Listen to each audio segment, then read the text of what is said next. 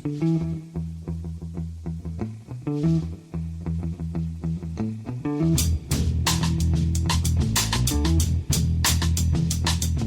and welcome to The Price of Football, the show that looks at the money behind the beautiful game with me, Kevin Day, and Liverpool University's Kieran Maguire. Kieran, we are the gift that keeps on giving because we have another extra pod this week, an interview pod. Before we do that, let's just check how you are, even though I only spoke to you 5 minutes ago at the end of the interview. You still all right? You're not snowed in yet? Not yet, but it's the cars are starting to back up, and yes, people are starting to look slightly panicky up here. Yes, I understand the Vineyard has had a few snowflakes as well down in Sussex. It has, yeah. About half of Sussex has gone down with power cuts. Very disturbing. Well, last week, Kieran, you may recall, as I'm sure our listeners will, we had a question about Nufan, and we found it interesting enough that we decided to investigate more. So we spoke to George Pavlou, one of the founders of Nufan, who were claiming to be spearheading a football revolution, if you like, by giving fans a chance to own their own club and be a member of the board through the Nufan platform. And this is what George had to say.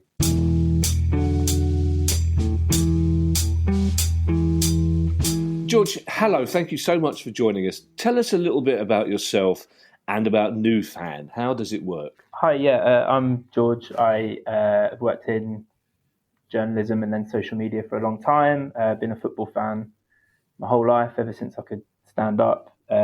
Played to a decent level, and obviously as I've got older and got a bit rounder, let's say, stopped playing as aggressively anyway. But yeah, obviously been watching football for my whole life, and I'm for my sins, I'm a Tottenham fan. Let's not talk about last night or the past week. But yeah, me and my friend, we've always been, me and one of my friends, we've always been massive football fans, massive grassroots football fans. We've just never really put too much thought into it. So a few years ago, I don't know whether you saw it, but there was, well, you probably have actually, but Owner FC. Yep. Which was a great big scam. Me and my friend Liam, we got done by it. But ever since then, we were talking about it, and we were basically saying, this is a great idea. It was just obviously run by somebody who had, didn't want to actually run a football club. He just wanted some cash and to run away. So we talked about it loads and loads and loads. This was a number of years ago. And we carried on talking about it, and eventually we just got to a point where we said, if we actually did this, but we did it right and did it with the right intentions, then this is something that could work. And the only way to find out if it could work is to actually just do it. So it was about this time last year, actually, and he dropped me a message and he just said, look, I'm thinking about this. Do you want to just do it? A couple of other friends were on board as well. Jono and Scott as well. They were super on board with it. So we sort of just got together and we had a chat about it, about how it would work, about how Owner FC worked, about what the pitfalls of Owner FC were, why it fell down. So we basically just went through all of the issues with it. And we sort of said, at the time, Owner FC was looking to buy a club in the league. And we sort of said, well, if you run a football club in the league, it costs a ridiculous amount of money, which most people don't have, or the ordinary football fan doesn't have. So that's immediately where you've gone wrong. The voting model didn't work. This idea that there was going to be the app that everything was done through didn't work because, there were just a number of things that we sort of said didn't work. So we said, right, what's the opposite of those things? And we worked out Nufan. And what Nufan essentially is it's a subscription service, and there's two tiers to that. There's a silver tier and a gold tier. Yeah. Both affordable. We deliberately priced it at a point that wasn't beyond what you'd pay for Spotify or Netflix or something like that. And then obviously we've got the silver option, which is a much sort of cheaper option, which again we sort of opened as so that it was accessible. We didn't want it to be inaccessible. Again, Owner FC was inaccessible, and that was a problem. So then on top of that, we've got a Discord server. So once you've sort of signed up, you get given a code which gives you access to a private Discord server. And on the Discord is where we run the football club. And we've got a number of different welcome channels, information channels, chat channels, smaller team channels. So we've obviously broken out into different teams and stuff that help run the club and push the project forward. And so, yeah, essentially the idea of Nufan is that as a grassroots football fan, you can buy into a club, own a part of that club, and put your time and effort into developing it. Yeah. The major difference between that and any other grassroots football club is that you're paying into it, so you want it to be successful. Whereas maybe, and we've spoken to so many people across grassroots football, and the time and effort that people put in is absolutely incredible. Like genuinely, astounding the time people put in. And we basically said, like, these people are nose above water. Do you know what I mean? So how do we create a model that can actually support that? Yeah. And that's sort of where Nufan, it is and how it began. Yeah, I'm going to pass over the fact you're a Tottenham fan, George, particularly as I know you're from Croydon, but we'll leave that for another podcast. You mentioned Owner FC, and I think it's interesting the way we got to find out about Nufan is that we had several questions from our listeners basically asking us whether Nufan was legit, because as you can understand, people were looking at it and thinking, is this a new Owner FC? And clearly one of the reasons we wanted to get in touch with you, because when we spoke about it on the pod, we weren't sure ourselves, which is why we wanted to talk to you and get the inside information. And you talk about grassroots football, mate. I mean, you've gone for the grassiest of routes.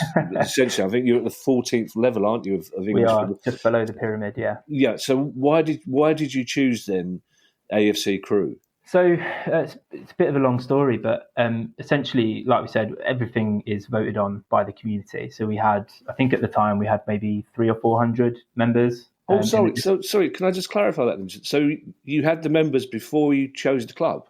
Yeah. Oh, I see. Okay, that's right. Okay. We essentially put the project out there, and then people were like, "That sounds interesting." Right. Okay. So we had a number of members before we even got to a club. So the way Crew came about, AFC Crew came about, was that we spoke to, I think it was definitely in the hundreds of clubs, right? And firing out emails.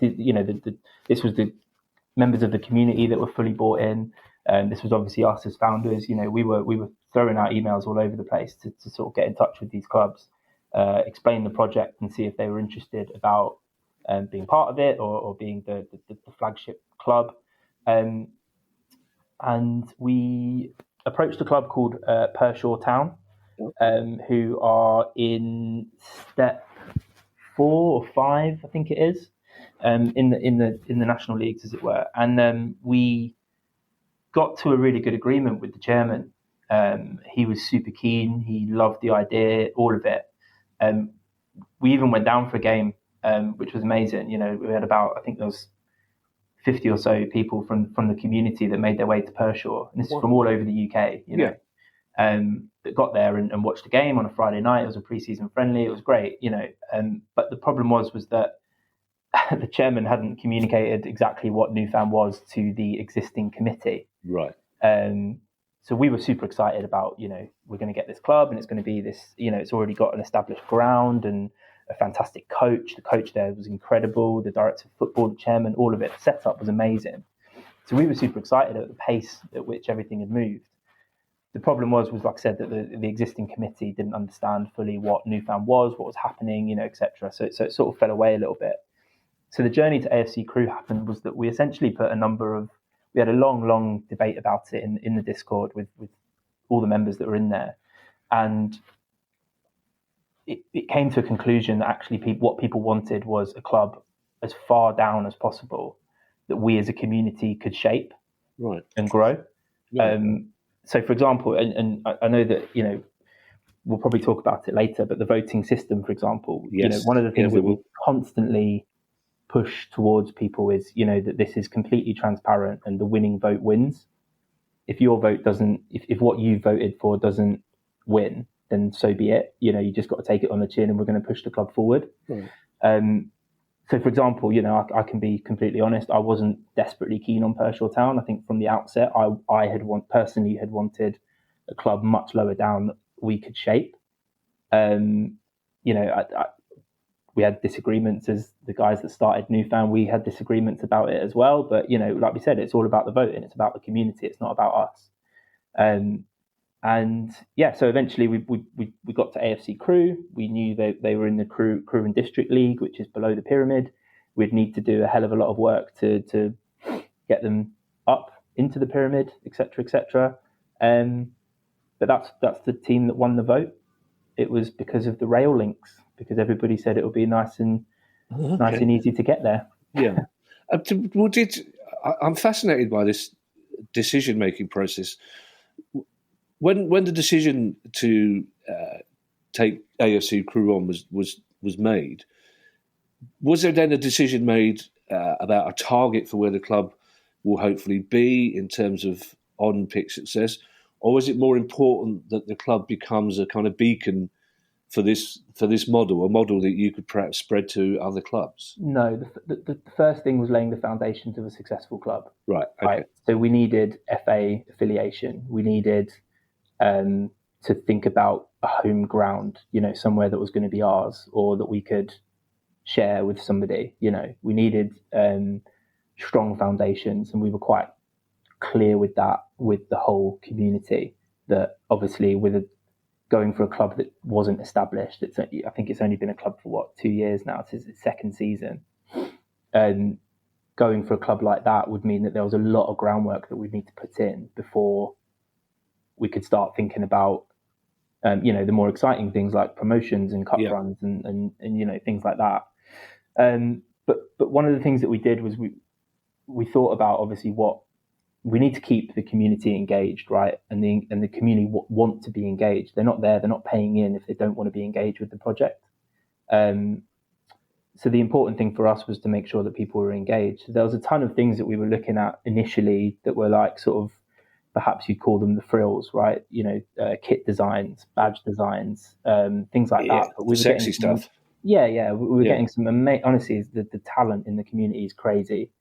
There's an 18-year-old in there who's just honestly one of the most creative people I've ever spoken to. He's phenomenal. He designed a kit that honestly would put Nike and Adidas and everyone else to shame. It was amazing. But yeah, that was sort of the initial thing, was we've got to set this up right. The last thing we want is to not set it up right, and then in a year or 2 years it goes down the pan because actually we didn't get the FA affiliation, we didn't set up a proper home ground, or do you know what I mean? Like, yeah, of course. We have to be super careful with that sort of thing. And your this model of patience, if you like, this is something you are upfront with people about. You're saying, don't expect an AFC Wimbledon. This could be a project that you're involved with for years. We've got people in the Discord talking about where we're going to be in 5 years and 10 years and stuff like that. Like, I think people are aware, especially the people that are super engaged in the Discord. They're the one, they're often coming up with ideas, and we're sort of having to almost temper them a little bit and be like, this is an amazing idea, but we're probably 3 or 4 years away from being able to do that. Right. Which is great though, because it shows that people are committed and the enthusiasm's there. It's just a case of actually we need to build this properly so that there is a club in 5 years' time. You know? I really want to understand, George, how it works in practice, because there are only 3 of us running this pod, and that's difficult enough sometimes. Let alone a club where you've got, I think it's over 1,300 current members 1,300 trying to make decisions. So, are the 4 of you? I know there are 4 of you that started Nufan. Are you distilling? Are you going to those 1,300 people saying, right, these are the 5 options, or are you asking the 1,300 to give you the options that you then send back to them to vote on? So it's a bit of a strange dynamic, but essentially what you've got like any club that's FA affiliated. We got our affiliation a few weeks ago. So brilliant! Congratulations. We, as any club, you need a club secretary, you need chairman, you need, there's welfare and safeguarding, you need all of that. So we're sort of transferring that over to the Discord as well. So we've got a welfare and safeguarding team. We've got a community management team. We've got social media teams. We've got a community engagement team. So that's like local community, like the crew community. Yeah. We've got, I'm trying to think of some of the other ones. We've got tons of ground development team. So how we develop the team. We've got a women's football team. We've got tons and tons of different channels that people can communicate in. One of the things that we've got an ideas and proposals channel. So people can go in there and put their ideas out and people can discuss them, how they're going to work, blah, blah, blah. We've got the Nufan chat channel, which is where people do most of the talking. Sometimes it's just having a laugh, about Tottenham last night, for example. Well, I wasn't laughing very much, but yeah, of course. But that's the nature. It's the nature of football fans. If we can't win anything, then we can take success from the fact that you can't win anything. Yeah, it's great. It's wonderful. And then we've also got a vote debate channel. So, and also there's an announcement channel. So things go in the announcement channel, which is this is what is being thought about by the social media team, or being thought about by the chairman, or being thought about by these people. Here's your full context. Here's the potential costs. Here's the, we give it a full announcement of what it is and why we're thinking about it and why it's the next step for the club and blah, blah, blah. We then essentially just tell everybody, debate this in the vote debate channel. So what you end up with is, hundreds of comments a day, people talking about it and saying, oh, this could be a pitfall. This could be something else we could do. This is an add-on. This is a problem. This is it's really good debate in there. And then we essentially, part of that debate is people discussing what voting options should be as well. It's something that we actively encourage the community to do. Then what happens is it goes back to sort of like the team leadership, as it were. So whether that's the social media team leaders, the community management leaders, or the chairman themselves, they'll sort of make a decision on, right, this is what the vote has got to be structured like based on the last 48 hours of debate. And then we put the vote to the team. But then one of the things, in the early days, for example, we'd put maybe like 3 or 4 options, and they were definite options. Right. And there wasn't an option for like, I don't want any of these. Oh, okay. I see. So even that was something that was fed back by the community. And so now we make sure that option's in there as well, so that people, if they just disagree with everything, they can go, I don't agree with this. Right. It kind of relies, George, doesn't it, on attracting responsible, for want of a better word, people, rather than people that are there just to cause mischief and disagree with everything. But are there any decisions that are not taken by the community? I assume on-pitch stuff is left entirely to the manager, but are there any decisions that the community are not involved in? Very rarely. Right. Essentially, any decision that is spending money, because ultimately it's the community's money, any decision where the community's money is being spent is taken to the community. Yeah. It is very rare that we wouldn't do that. In fact, it's good timing on this podcast because we had one of those this week. We've got a big semi-final on Saturday. Our VO is in for repair, and it was £100 to rent one. Your what's in for repair? Our VO. It records the games and follows the ball. So that we can stream it to the community and stuff. That's a young person's concept, George. I apologise. So that one, for example, this week, that was one that it was a really tight turnaround. It was £100, which, let's say, even when we announced it, we've had a load of people basically say, no, it was the right decision, and we want to be able to watch the game. So that was definitely the right call to make, So there are some decisions that might be time sensitive where the chairman will just take it upon themselves to make the decision. But it's super rare. And we're, from the very start of this, the word that's been used probably the most is transparency. Yeah. We have to be super transparent with everything that we're doing, both as Nufan and as AFC crew. And if you're part of that community management and part of that leadership team within the club and within the Discord, transparency is like the most important thing. Yeah, talking of Cameron, you've got people watching your games all over the world now, haven't you? We do, yeah. We've got a US contingent. We've got a Norwegian contingent. We've got a few members from Australia. We've had a few come through from Southeast Asia recently. Quite a few in Scandinavia, actually. We've got a few Danish members as well. It's really exciting. One of the first things that we voted on was whether to get to buy the VO, the camera for the live streaming, and everybody said, yeah, it's integral to the project. We have to be able to show people the team that they're investing in, and that's been a real success.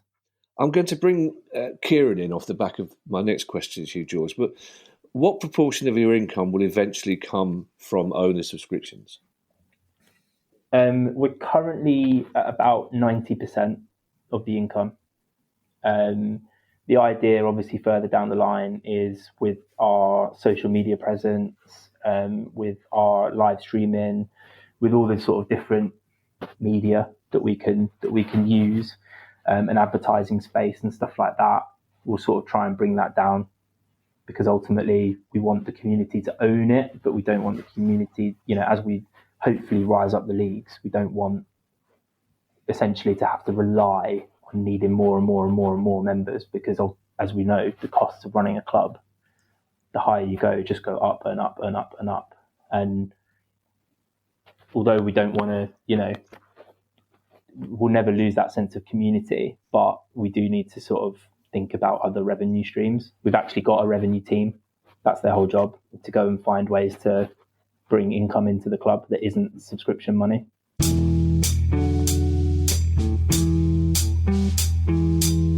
This episode of The Price of Football is brought to you by Manscaped. Winter may be clinging on, but our friends at Manscaped, the leaders in below-the-waist grooming, have the best tools for some spring cleaning in your pants. Trust me, your confidence will be blooming like the flowers. So if you want your bulbs to look their best this spring, join the other 8 million men who trust Manscaped. And that's because Manscaped are here to change the way all of us take care of ourselves down there with the Performance Package 4.0. Inside this ball care bundle, you'll find their lawnmower 4.0, just the needed stuff for a spring clean. And that's a trimmer, which is both waterproof and equipped with an LED light. They also have a weed whacker, ear and nose hair trimmer, a crop preserver to deodorize your balls, and a crop reviver toner. And if you buy now, you'll receive 2 free gifts. Their very comfy performance boxer briefs and their stylish shed travel bag to hold your goodies. So get 20% off and free shipping with the code PriceOfFootball at manscaped.com. That's 20% off with free shipping at manscaped.com, and use the code PriceOfFootball. Your little fellas will thank you.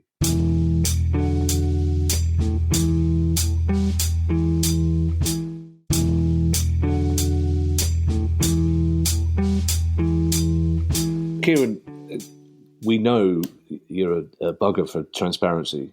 We know how important you think that is, and quite rightly so. And we have discussed this sort of issue before, because we're big fans of fan-owned clubs. But how far up the league does this model become sustainable, Kieran, or when does it stop becoming sustainable?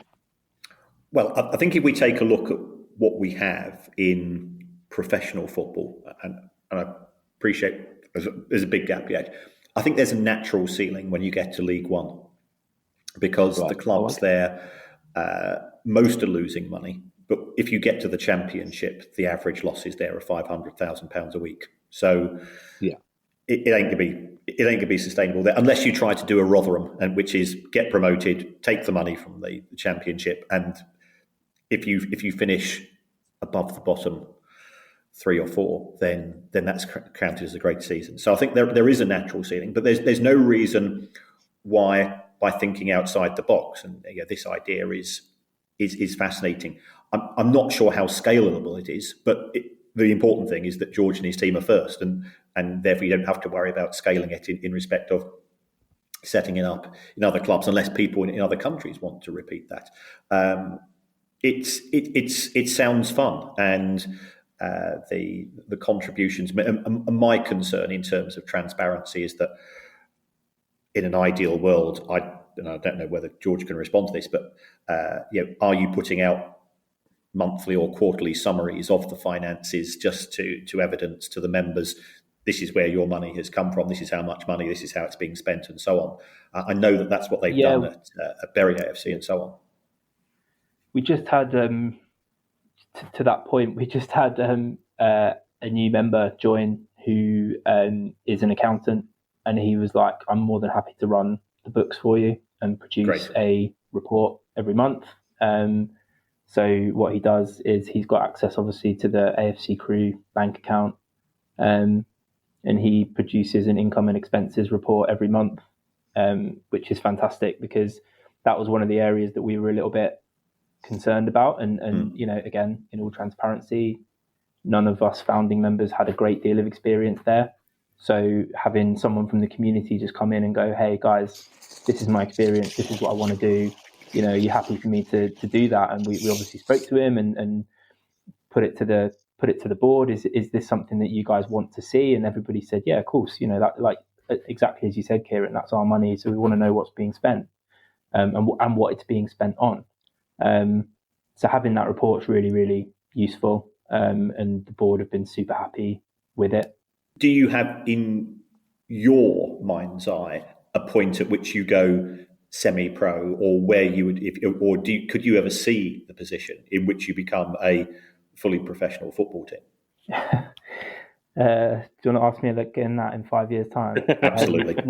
We our main goal at the moment is to get into the pyramid. We're not even in the pyramid, so it's not, it's something that we've got an eye on. What are those costs as we rise up? But we've got decent contacts within grassroots football now, having had as many phone calls and emails and whatever else we've had.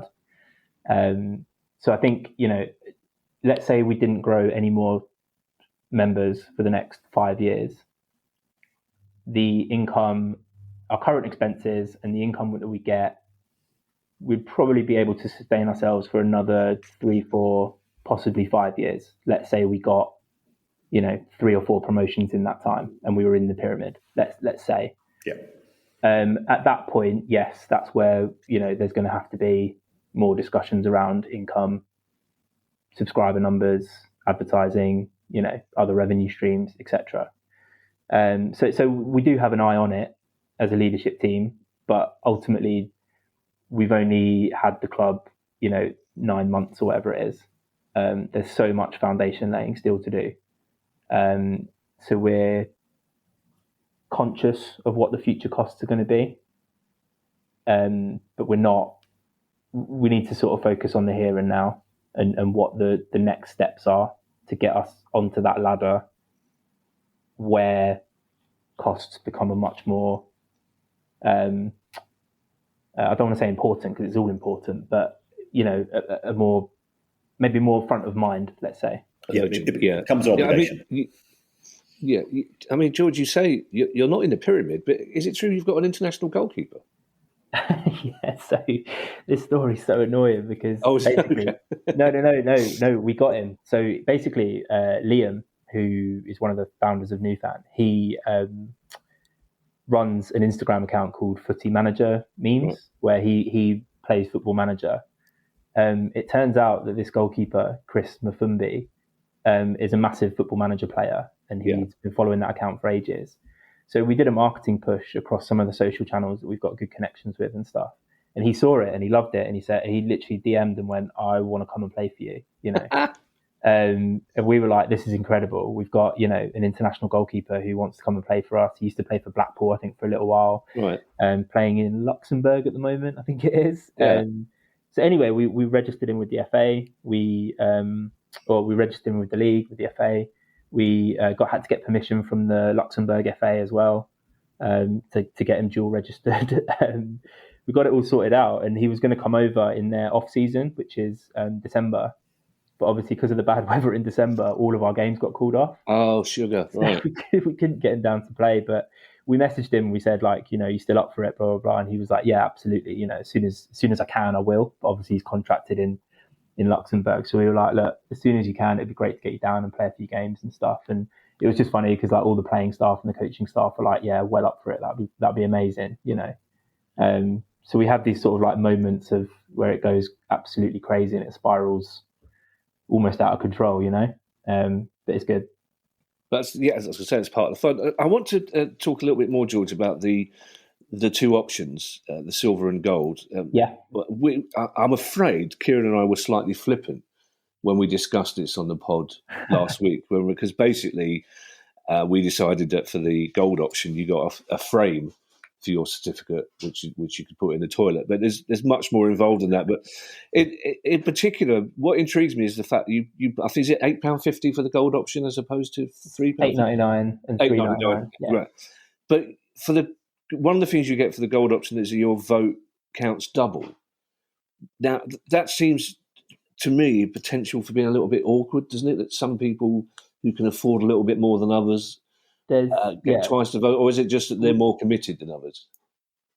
This is quite a big topic for us, both as founders of Nufan and the concept, as well as obviously the community itself. The reason we've got the two tiers is, like I said earlier, we don't want it to be inaccessible at £8.99. So there has to be an entry option of £3.99. The things that we found since then is that the data shows that the double vote for gold members hasn't actually swayed the outcome. Oh, okay. If the gold members didn't have a double vote, the winning option probably still would have won. I think maybe there's maybe a handful of votes, probably less, where that's happened. Oh, that's interesting. How many people have taken up the gold option? Are you able to tell us we're that? Currently at 45% silver and 55% gold. Oh wow, that's interesting. So, and it still hasn't affected the vote. That's no. This is what we were pretty surprised about as well. Is that actually because of that 24, 48 hour debate period, you do get some really good debate in there, and you do get people going, "Oh, I hadn't thought about it that way." Right. And so I think by making sure that we have that debate period, we sort of mitigate, and generally the community is sort of together, which is quite nice, you know. And again, one of the things that we were, sometimes it does get a bit heated in there. People are very passionate, like we said, they're paying into this thing, so they are passionate about what happens. And sometimes as leaders, we do have to sort of step in and go, guys, remember, we're one community. This is just a debate, and let's keep the discussion moving rather than it getting a bit tetchy, sometimes, which has happened, and it's bound to happen with the concept that we've got. But the other thing as well, and this was relatively early days, but we had so many people messaging going, I want to give more, but what do I get for more? Right. And this was something that we debated as founders like quite a lot, because there's one sense where it's like, yeah, we need to pocket that cash for the club so that later down the line we've got reserves to fall on, depending on how we develop as a club and move up the pyramid and stuff like that. But the flip side of that was that we were going, the problem is that you build a hierarchy. Yeah. And that the whole point of the project is that the community owns the club. As soon as you build a hierarchy, you kind of go against the whole concept. So we were quite reluctant to allow that to happen, and we kind of said, no, we've got these two tiers, and silver is very much an accessible entry point. And a lot of people take silver and then move to gold once they're in there for maybe a few weeks, and they go, oh, I'm actually really enjoying this, right. And they want to upgrade to gold. And on the unfair point, it actually came up again this morning in the Discord about what extra perks can we offer members, whether they're silver or gold and things like that. And that's an ongoing discussion, and actually will be something that we discuss with the community. Yeah. What's fair? Because there's, we were looking at things like discounts on merch when we eventually open a merch store, for example. We were saying like, well, do gold members get a 10% code every month or something? Do you know what I mean? Things that could be an additional perk. But obviously we just, in terms of those sorts of things, it impacts the club and it impacts the club's income. Therefore, the board and the community need to decide on that and debate about that before we make any decisions. Because I think the other thing to say here is that Nufan, as an entity, makes no money. All subscription money goes to the club.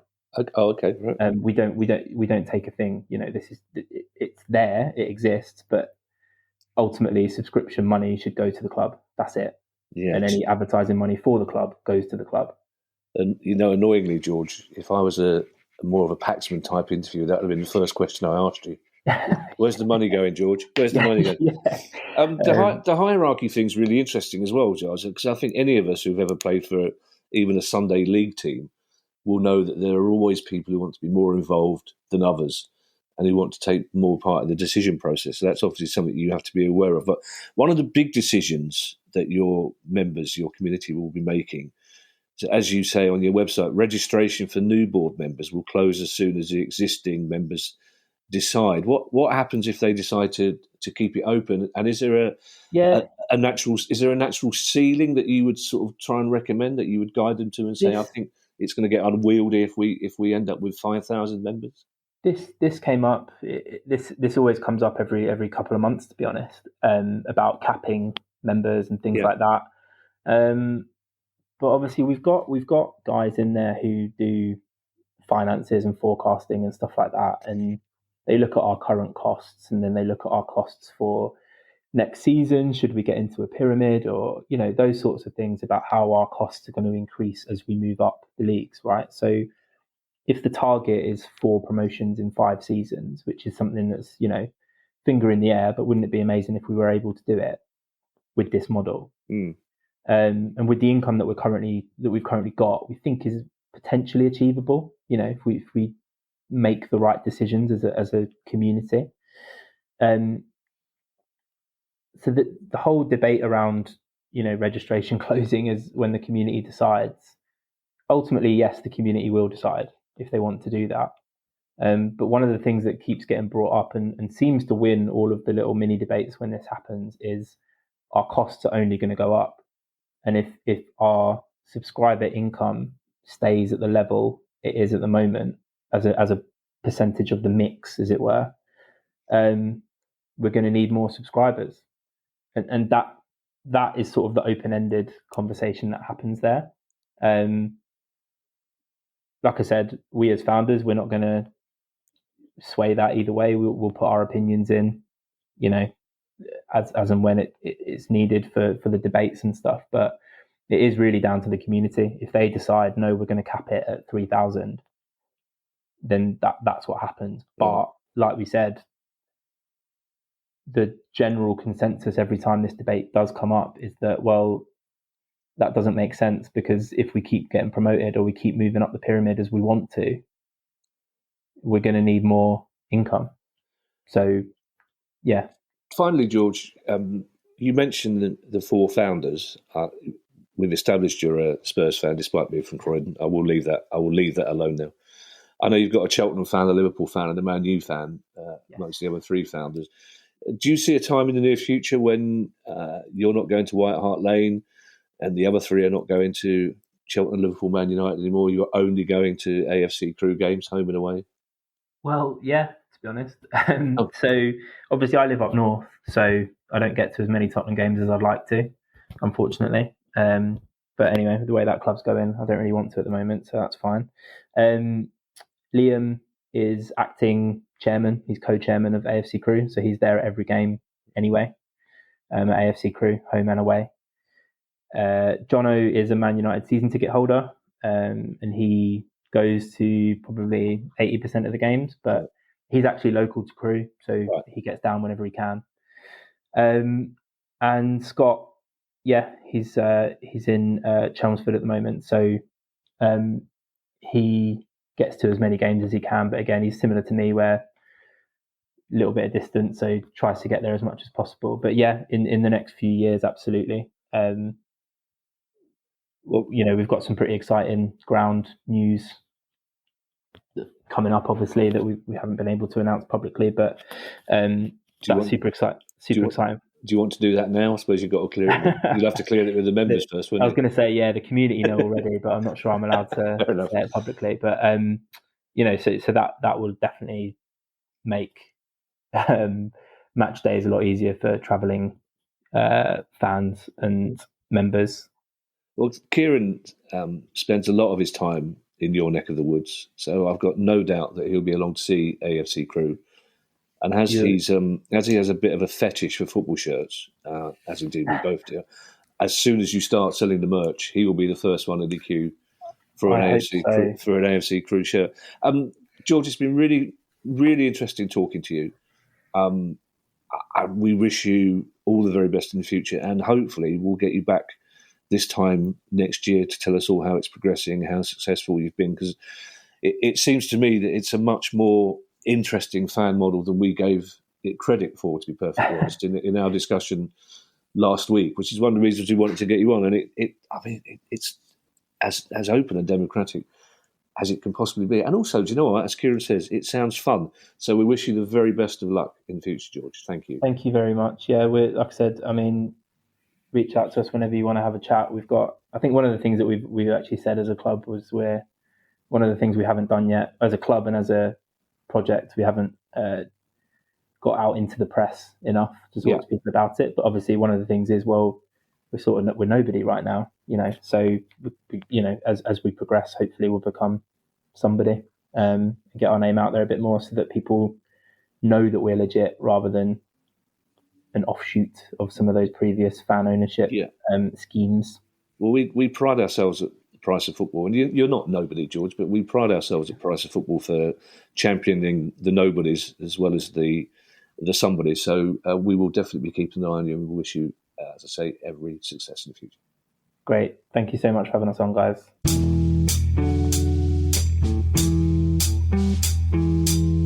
Kieran, I really enjoyed talking to George.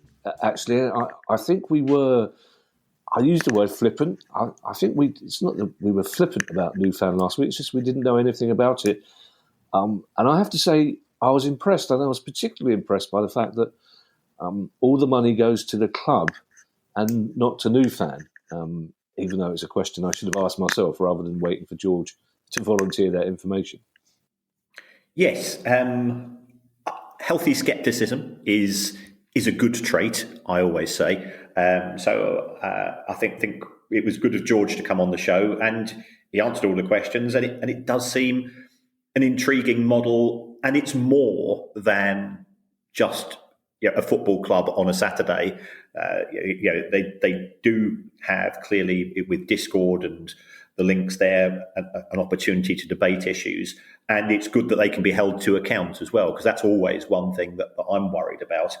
And it'll be interesting to see how it develops over time. Yeah, I think they should come up with a better name than Discord, really, shouldn't they? It kind of implies argument and debate. I was fascinated by the fact, and I didn't know this because I did do some research, and it didn't actually make it plain on the website. It was the Nufan existed before the clubs, and it was the fans who actually chose which club to go for. I found that interesting. It does seem, though, Kieran, as I hinted, you do rely on attracting a kind of responsible group of people who won't sulk or get the hump if the decision goes against them, doesn't it? Rather than, as we almost inevitably know from being involved in all sorts of fans groups, it can get a bit messy, can't it? If somebody doesn't get the decision they want, they can throw toys out the pram. So you're sort of reliant on the grown-upness, if you like, of the people involved, aren't you? Yeah, I guess one of the things is that because it is a monthly fee, if people do start seeing their own arse, then they can vote with their feet and they can stop their subscription. So that accepting the views of other people is part of a democratic organisation, part of a democratic current country, and it's something which we've all had to deal with to a smaller and larger extent in a variety of ways in recent years. There's the beauty of the English language, Kieran. You can not only see your own arse, you can vote with your own feet.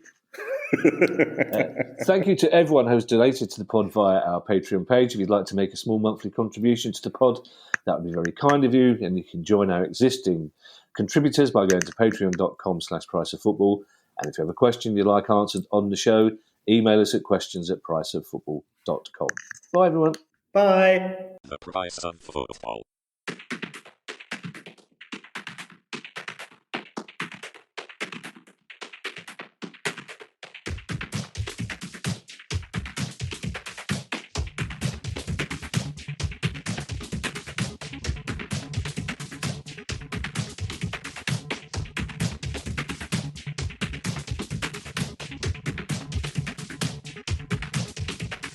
The price of football.